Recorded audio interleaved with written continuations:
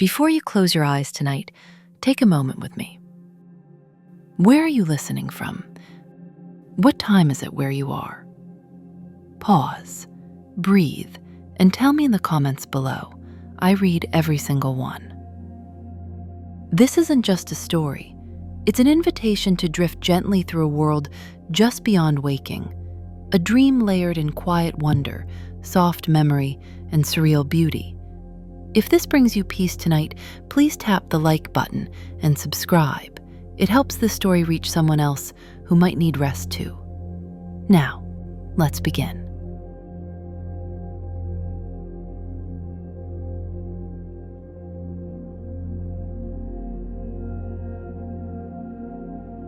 You arrive just as the mist curls in from the Atlantic, its breath slow and deliberate, like the sea itself is exhaling dreams across the cobblestone paths.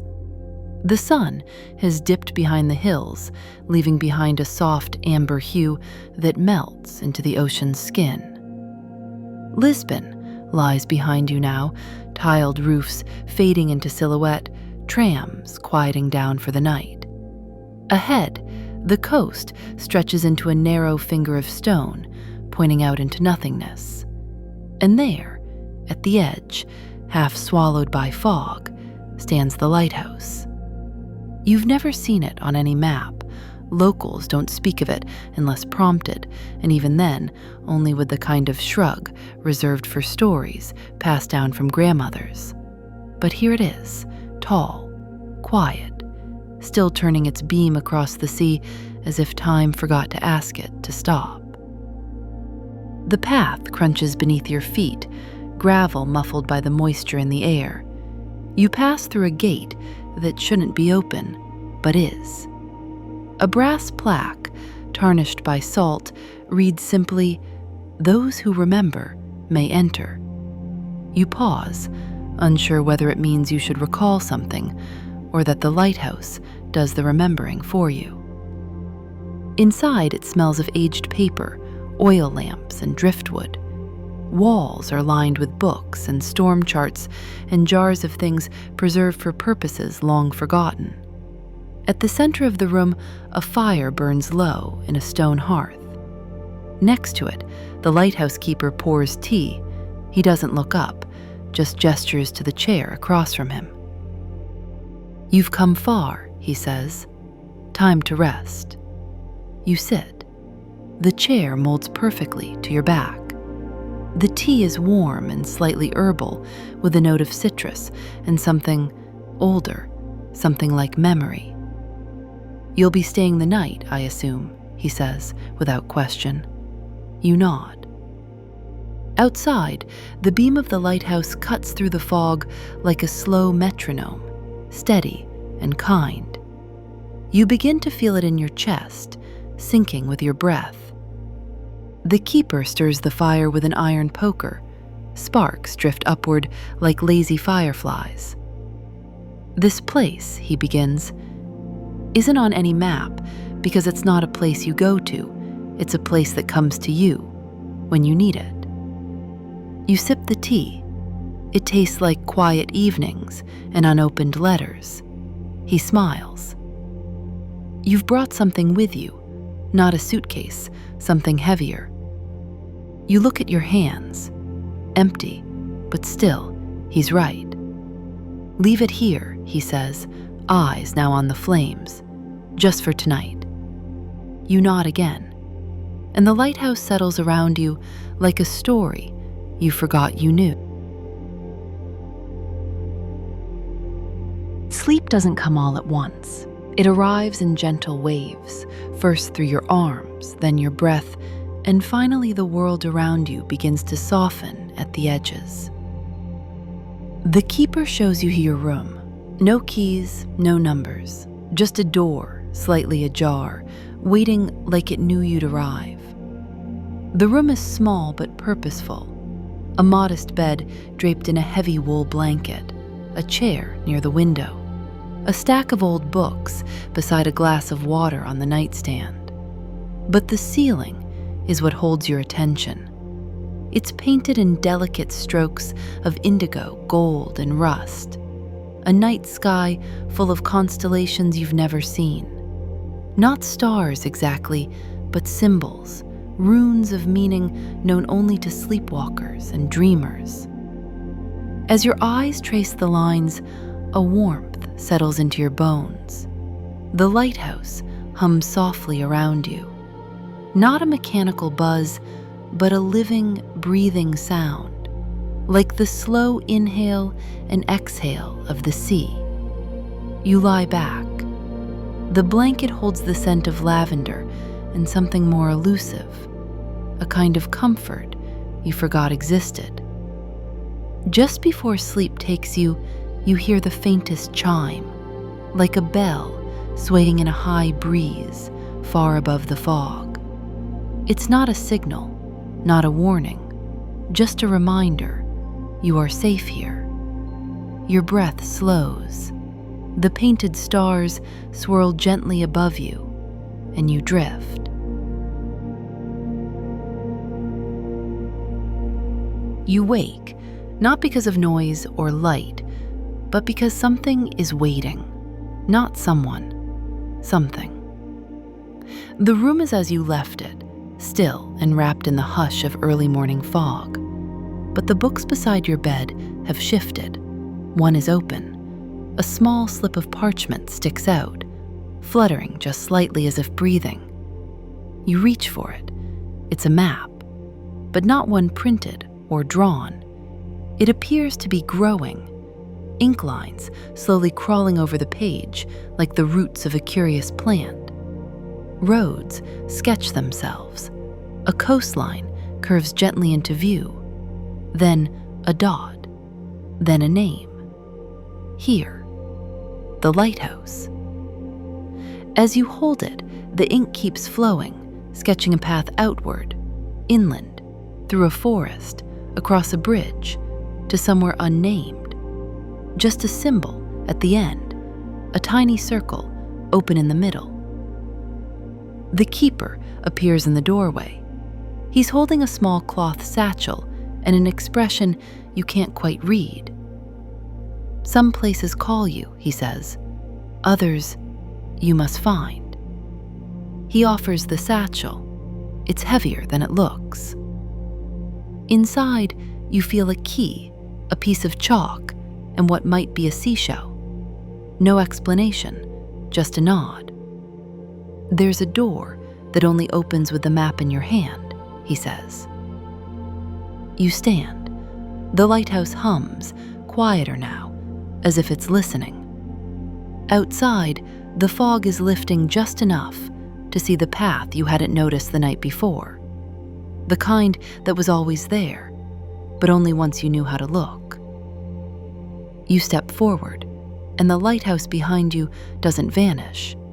It simply folds back into the mist, waiting, as it always does.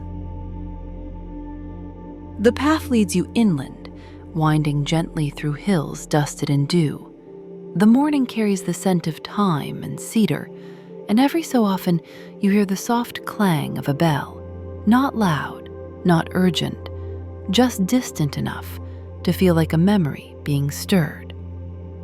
The forest ahead is thick and cool, woven with ancient trees whose trunks twist like braids of smoke. Moss carpets the ground in soft greens and silvers, muting your footsteps. The path narrows, then disappears entirely, as if asking you to trust your direction. You do.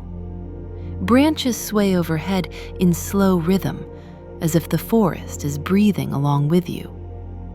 You pass stones carved with symbols, some matching the runes on your ceiling. Others look like tiny musical notes. And then you see the first bell. It hangs from a low branch, rusted and silent. A ribbon flutters from its clapper, faded crimson, nearly translucent. As you approach, it stirs slightly, but makes no sound. You walk on. More bells appear, some hanging, some resting on stumps or nestled into roots, all different, none ringing. Until A single chime, high, soft, clear. You turn. A child, barefoot and dressed in linen, stands beside one of the larger bells. They smile, not at you, but at the bell itself. They only ring for those who've forgotten something important, they say. You want to ask more, but the child has already vanished into the trees. Your hand brushes one of the smaller bells as you pass, and it gives a deep, resonant tone that fills the clearing like warm light. You don't know what you forgot, but you feel lighter for having remembered, and the forest seems to nod. The forest eventually gives way to a narrow ravine carved deep into the land like a breath held too long. A soft mist drifts above it, catching light in strange ways, as if the air itself is made of whispers. Stretching across the ravine is a bridge, no nails, no stone. It's made entirely of wood and twine and song. Each step on the planks makes a note ring out, some high and bright, others low and resonant, like a cello string plucked in a distant cathedral. You place your foot on the bridge and hear your own name, not spoken aloud, but echoed in the tone itself, not the name others use, the one that lives inside you. Step after step, the bridge plays a song. You don't know the melody, but your chest swells in recognition. Halfway across, the wind carries back another sound, one you didn't make. It's someone else's steps, slightly out of time. You stop, so does the echo. Then a voice. Don't be afraid. Sometimes what follows us is only what we used to be. You don't see who speaks. The voice is neither male nor female, neither old nor young. It belongs to the bridge. You continue. On the other side, wildflowers grow in patterns too deliberate to be random, spirals, constellations, a trail that winds forward through a meadow humming with bees and invisible choirs. In your pocket, the map shifts again. You don't take it out, but you know it's redrawing itself. The path is alive. Somewhere behind you, the bridge sings once more, a long, soft note like a farewell. You don't look back. You press on. The meadow thins, and the soil grows dark beneath your feet. Ahead, tucked beneath a slope like a secret, is a doorway carved directly into the hillside. Vines and moss veil its shape, but a lantern burns beside it, dim and steady as if it has always waited. You step inside. The air is cool and smells faintly of parchment, stone, and a rain that hasn't yet fallen. A staircase leads downward in a gentle spiral. As you descend, the walls begin to glow, not from torches, but from script. Words written in languages you've never seen shimmer faintly in the stone. At the base of the stairs is a chamber wider than a cathedral. Shelves tower from floor to ceiling, curving and winding like the roots of ancient trees. Books, scrolls, bundles of leaves pressed together like delicate tomes. The library is alive. A woman with silver-threaded hair sits behind a desk that seems to have grown out of the floor. Her eyes are the color of riverstone. She does not greet you, but gestures to the room. You may read what has been remembered, she says. You wander. Some books whisper as you pass, others hum. You reach for one wrapped in blue silk. It opens without your help. Inside, instead of words, are images, places you've never been but feel achingly familiar. A tea garden at dusk, a tower on a hill, a boy watching stars from a boat. Each image unfolds in your mind not as memory, but as possibility. The librarian speaks again. These are the stories that didn't happen, yet. You nod slowly. The room feels like a dream you could live in, but the map shifts in your pocket again. Time to go. As you leave, the librarian places a small, unreadable book in your hands. For when you need to write something that cannot be spoken, she says. You thank her and climb back into the world. Sunlight filters through the canopy in long golden beams. The trail has become softer now, winding between hedges and small stone archways, until it opens onto a garden unlike any you've seen. It is utterly silent, but everywhere there are clocks, grandfather clocks with pendulums swaying like breath, tiny watches blooming from flower beds, sundials turning even in the shade. Some tick, some talk, some hum in long continuous tones. But together they create a quiet rhythm like the heartbeat of time. You walk slowly, passing a clock face built into the trunk of a willow tree. It ticks backward. At the garden center stands a large bronze sundial, its gnomon shaped like a feather. When you approach, the sun shifts slightly, casting a shadow that moves faster than time should allow. A voice, faint and kind, speaks from behind you. This garden tells no time, it listens to it. You turn. An old man in a waistcoat embroidered with moons stands among the flowers. He nods at you and smiles. Each visitor leaves behind a different moment, he says. Would you like to know yours? You hesitate, then nod. He gestures to a mirror-like pool beside the sundial. Its surface is still until you look into it.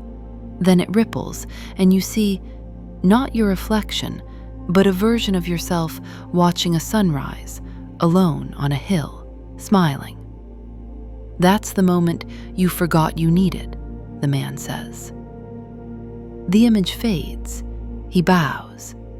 Take your time, then take your leave. You walk the garden path again, clocks ticking in farewell, the scent of rosemary and ozone brushing past your senses. And when you leave the garden, you do not check your watch. You simply walk forward. Beyond the garden, the air grows thicker, not with mist, but with silence, the kind of silence that has gravity to it, drawing your thoughts inward. The path narrows once more, flanked by tall reeds, swaying in a breeze you can't feel. And then, without transition, you find yourself at a shoreline. But there is no water. A long, elegant boat sits atop polished stones, its hull carved with symbols, like those in the painted ceiling of your room back at the lighthouse. The air tastes like salt, yet the sea is nowhere in sight. Beside the boat stands a man, not old, but older than time. His clothes are simple, his hands calloused, his eyes the color of dried kelp. This is where you get in, he says simply. You look at the boat, at the ground where the river should be, and then back at him. He nods. The river comes to those who commit to crossing. You step in. Immediately, the sound changes. A hush falls over everything, even your breath. Beneath the boat, water begins to form, not rushing or swirling, but unfolding like a ribbon of ink.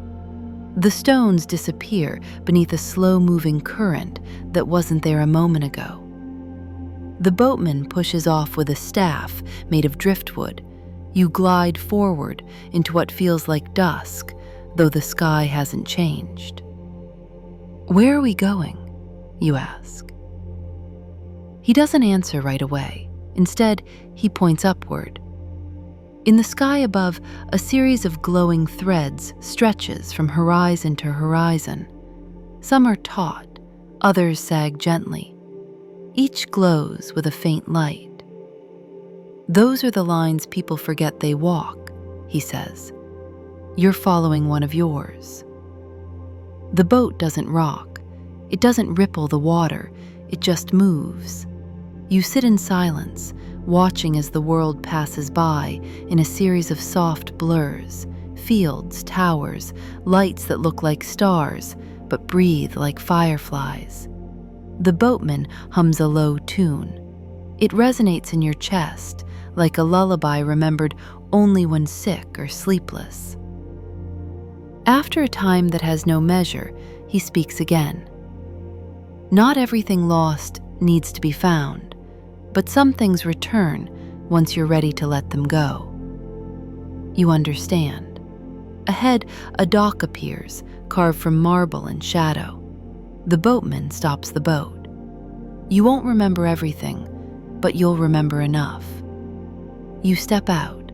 The river, obedient to the ritual, begins to fade behind you, and the boatman, he's already gone. The dock leads to a staircase carved into a hillside veined with quartz. It winds gently upward, lit by orbs of soft golden light hovering just above the path. Lanterns without flame, each pulsing slowly like a breath held in peace. At the summit, you find the lantern room. It's not a lighthouse, though it stands high above the landscape. It's a circular chamber, windows on every side. And in the center hangs a great brass lantern, suspended on invisible threads. It glows, but not with fire. Instead, it pulses with memories. You approach, and the room shifts, not in movement, but in tone, as if the walls themselves have become soft, like fabric, and the light folds around you gently. Each panel of the lantern begins to show something different. A glimpse of your childhood, a friend you lost touch with, a moment of laughter in a forgotten kitchen. The light grows warmer, not brighter, just more familiar. The keeper from the lighthouse stands at the edge of the room now. He's holding something small. It looks like a matchbox, but when he opens it, there's a tiny ember inside, glowing like the last breath of a candle. "For the dark places," he says, and hands it to you. You tuck it into your coat pocket. It hums quietly. The keeper doesn't ask where you're going next. He only says, "You've made it farther than most." You look out the windows. The landscape stretches in all directions. Meadows, forests, mountains that shimmer faintly as if seen through a veil.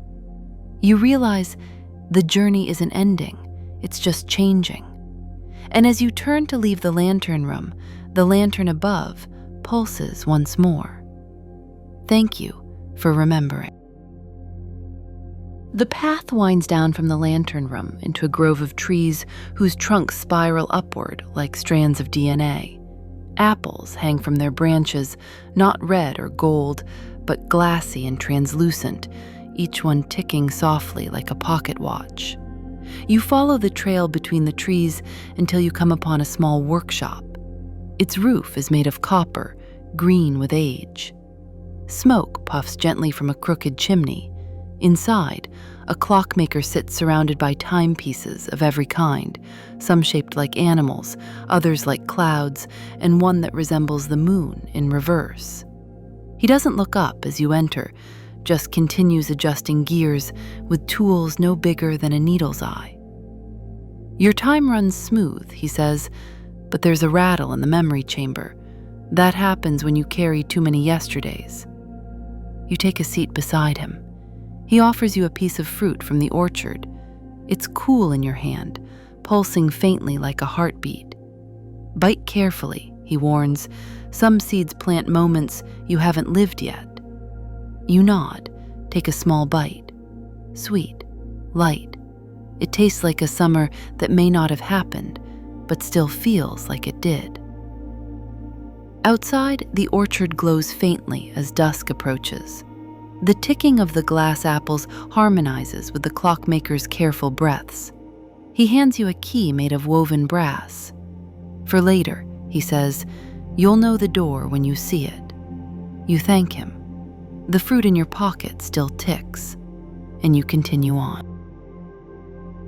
As the grove of ticking trees fades behind you, a thin silver rail emerges from the earth, running alongside your path like a glinting thought. You follow it for some time, and eventually it leads to a place that shouldn't exist, an old train station perched atop a hill with no tracks leading in or out. Its sign reads, "Elsewhere." The air here feels like the moment before a letter is opened, the hush of something waiting to be remembered. You step into the station. Inside, it smells faintly of coal smoke and lavender. Benches line the platform, though no one sits upon them. On the far wall hangs a clock with no hands. Still, somehow, you know you're right on time. A train awaits. It's not like any train you've seen before. Its body is made of wood and brass, its windows of rippling glass. The engine hums with the low, comforting purr of a cat. As you approach, the door slides open soundlessly. You board. Inside, the compartments shift as you walk through them. One moment, you pass velvet seats lit by chandeliers. The next, you're walking through a cabin of mist and soft moss. Each car feels like a memory you've never had, but wish you did. Eventually, you find your seat. Your name is stitched into the headrest, not the name you use every day, but the one you dreamt as a child. The train begins to move. There is no jolt, no whistle, just a gentle sense of motion, as if the world itself is gliding beneath the wheels. Outside the window, time unspools in landscapes, a frozen lake with dancers trapped beneath the ice, a city of paper cranes fluttering in the wind, a bridge of ladders leading into clouds. An attendant appears, offering you a drink that tastes like memory. It's warm and bittersweet. "How far are you going?" they ask. You don't answer, because some journeys don't end with a destination. They end when the heart is ready. And outside, the horizon waits like a held breath. The train slows, not with brakes, but with a soft fading of movement, as if slipping gently into another dream. The door opens before you stand, and somehow you know it's time to disembark. You step onto a station made entirely of stone and velvet. Above it arches a ceiling of black glass, reflecting constellations you don't recognize, yet somehow remember. Beyond the platform lies a vast hall, silent, open, and endless. This is the archive. The walls are lined with shelves, not of books or boxes, but of echo chambers. Each one contains a sound. A lullaby hummed in wartime, the first laugh of a child who hadn't spoken until that moment, the last word someone said before the lights went out. You walk between them. The silence isn't empty, it's full. A curator appears, her gown made of stitched-together ribbons of ink. She gestures to a small orb floating above a pedestal. Inside the orb, your voice. Not a phrase, not a speech, just a single breath you once took when the world surprised you. You watch it shimmer. The curator speaks without speaking.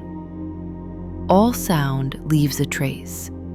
Some become echoes, some become doors. You don't ask which yours is.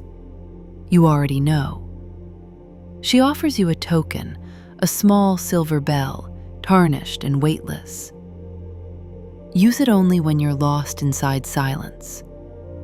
You take it and tuck it beside the ember, the fruit, and the key. The archive doesn't vanish when you leave. It simply fades out of the world you can see. You step forward again, and somewhere behind you, your echo joins the chorus. The hallway that greets you now is narrow, but it stretches impossibly far. The walls are tiled with deep green ceramic, and inlaid into each tile is a tiny ornate keyhole. Some glow faintly, others are dark. None are labeled. The key from the orchard feels suddenly warm in your pocket. You follow the corridor, and every few steps, the light changes color: amber, violet, deep sea blue, casting shadows that whisper as they shift. A whisper grows louder as you walk, not threatening, but inviting. It's your own voice, speaking lines you've never said aloud. At the midpoint of the corridor, there's a door. It has no handle, just a single keyhole, pulsing faintly like a heartbeat.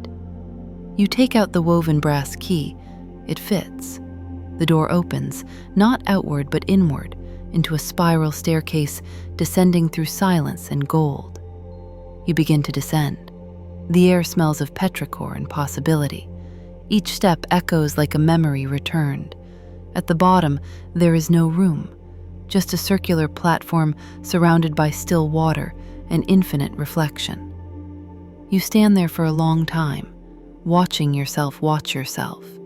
Then, without instruction, you take the silver bell from your pocket and ring it. The sound is clear and soft. The reflections ripple, then dissolve. In their place, a vision. A room you've never entered, but always dreamed of. A voice you needed, a truth you hadn't yet earned. You inhale and begin again. The spiral stair fades into mist behind you as you walk forward into a vast hall with no corners, just soft curves and velvet shadows. The floor is made of polished onyx that doesn't reflect your image, but shows you standing somewhere else entirely, in a version of yourself that once whispered dreams to the stars. Above you, the ceiling sways, not from architecture, but from a slow-moving sky. Cloud-like murals drift past, drawn in silver and ink, forming scenes you almost remember. A doorway with lavender vines, a song your mother used to hum, the scent of thunder before it rains. At the center of the hall stands a sculpture, tall, quiet, and made of thousands of folded papers. Each one bears a name, some in languages you've never seen. You approach it. It breathes. A woman waits beside it, dressed in quiet gray, her eyes the color of morning fog. "This is where people lay down the weight they forgot they carried," she says. She offers you a small stone. It's warm, worn smooth by the hands of others before you. You hold it, and it begins to hum, a vibration of memory, of endings that were also beginnings. You add it to the base of the sculpture. The paper folds flutter, reshaping themselves slightly, as if making room. Then the woman touches your shoulder and says, "Not every end is a goodbye. Some are just softer ways to say, begin again." You step away from the sculpture, and ahead of you, a soft archway opens in the distance, bathed in candlelight and the scent of rain-soaked earth. Your path continues, but you're walking lighter now. You step through the archway and into a valley shaped like a whisper. Grasses sway in rhythmic waves, and high above, enormous parchment sails catch invisible winds that sing in ancient tones. In the center of the valley stands a tower made entirely of wind chimes, scrolls, and hollow bones that hum in the breeze. This is the Wind Library. As you approach, the doors open soundlessly, revealing an interior without walls, just columns of air that carry voices from ages past. Pages drift freely, carried by breeze and memory. A librarian floats by, barely tethered to the floor by ribbons of silk. Her voice is carried on the wind, reaching your ears from all directions. Here, stories are not written, they are breathed. Each gust is a sentence, each stillness a pause. She gestures, and a gust wraps around you like a shawl. It tells you a story, not with words, but with sensation, the feeling of holding a newborn, the weight of a final farewell, the laughter of someone long gone, echoing through a hallway of your childhood. You close your eyes and listen. Time dissolves. When you open them again, the librarian offers you a wind bottle, a small vial sealed with a wax-stamped feather. For when you forget, she says, uncork it and let the story remind you. You thank her. As you leave the wind library, the sails above shift slightly, and a gentle wind pushes you forward, toward whatever comes next. The valley gives way to a quiet hillscape where the grass is tall and golden, and the sky carries a hue not quite blue, not quite violet. You walk along a ridge that hums with invisible melodies, the sound of wind playing through strands of thought. Ahead, a small cottage stands among swaying wildflowers, its roof tiled with smooth river stones. From its chimney drifts not smoke, but notes, musical and tender, like chimes woven from dusk. This is the home of the bellmaker. You step inside and find an elderly figure surrounded by bells of every size and shape, made of glass, stone, copper, even shadow. Some float in the air, others rest silently, waiting. The bellmaker doesn't speak at first. He listens, then he nods, as if he's heard something important. "You've come a long way," he says, voice like slow thunder. "What weighs you now is not burden, but echo. Let's give it a sound." He places a lump of translucent ore into your palm. It warms, vibrates, and then cools.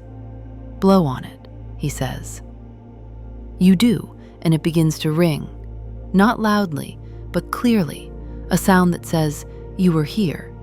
He nods, sets the ore into a tiny mold, works quietly, his hands moving with the rhythm of stillness. When he finishes, he hands you a bell no bigger than your thumb. It glows with a quiet gold. "This is your note," he says. "Use it when the road turns to fog." You thank him. Outside, the air carries the scent of sage and morning. The path ahead begins to climb again, and the bell rings once in your pocket. As the path rises into a plateau brushed with twilight, you see flickering lanterns in the distance, hundreds of them, bobbing and swaying like stars anchored to earth. You approach, and the scent of roasted chestnuts and old books greets you like an old friend. This is the market of lost things. Tents stitched from dreams and memories ripple in the breeze. Stalls overflow with forgotten keepsakes, buttons from childhood coats, journals never written in, music boxes missing their songs. Every object has a story, and every story is waiting to be remembered. You wander past a merchant who sells shadows and glass jars. Another tends a stall of umbrellas that only open when you're sad. A third offers you a cup of tea that tastes like your first snowfall. In the center of the market is a mirror, not one that shows your reflection, but the moments you left behind. A decision unmade, a word unsaid, a hand you almost held. You don't look away. Instead, you smile, because you realize something. Not all lost things need to be found. Some simply needed to be honored. A child runs past laughing and places a smooth stone in your palm. When you look down, it has your name etched into it. Again, not the name you wear every day, but the one your soul answers to in silence. You pocket it beside the bell, the bottle, the key, and as the lanterns rise into the sky, you follow a trail of light toward a gate of woven wind and wood. Your next passage waits. The gate stands tall but weightless, crafted from braided driftwood and strands of moving air. As you approach, it opens not with creaks or hinges, but with a sigh, a soft breath from the world, as if it recognizes you. You step through. The landscape shifts. Now you are in a grove of trees that hum quietly to themselves. Their leaves shimmer with a silver-green glow, rustling in languages only the heart understands. Fireflies trace constellations between the trunks, marking time not by hours, but by moments. In the distance, a tower rises, made of nothing but bell tones. Each level of the tower rings with a different note. Some are melancholy, others triumphant, but all are clear and resonant. It's as if the wind itself is singing you home. You make your way there, and with each step, you remember something important, not facts or events, but feelings. The way dusk made you feel safe, the scent of someone you loved but never told, the comfort of warm socks on a cold floor. The door to the bell tower is open, no lock, no test. Inside, spiral stairs lead upward. You climb them slowly, not from effort, but reverence. With every level, a chime rings out, and you leave behind another layer of noise, the need to explain, to prove, to chase. At the top, there is no bell, just silence. But not empty silence, full, a presence. You sit, you breathe, you listen. And for the first time in a long time, you don't feel the need to move forward. You're exactly where you're meant to be. And outside, the wind sings your name. You awaken, not with a start, but with a soft awareness, like opening your eyes underwater. The tower, the grove, the markets and libraries, they are all behind you now, folded neatly into the fabric of memory. But you're not back where you began. The path ahead is familiar and new, lined with lanterns dimmed by time, but glowing softly when you pass. Each one seems to whisper a chapter of the journey, as though the world itself is remembering with you. In your pocket, the small tokens remain. The silver bell, the wind bottle, the key, the etched stone. They feel light, like feathers. The air smells like returning rain, and in the distance, you see a doorway, not grand, not ornate, just a simple wooden frame swaying gently in the wind. You walk through and find yourself in your own room, but now it holds echoes of far places. The quiet knows your name. The stillness is kind. The air hums with every note you've gathered. You settle into the moment, not waking, not sleeping, just being. And the journey continues, always. If this journey brought you peace, don't forget to like, subscribe, and drift with us again. Sweet dreams, traveler of the universe.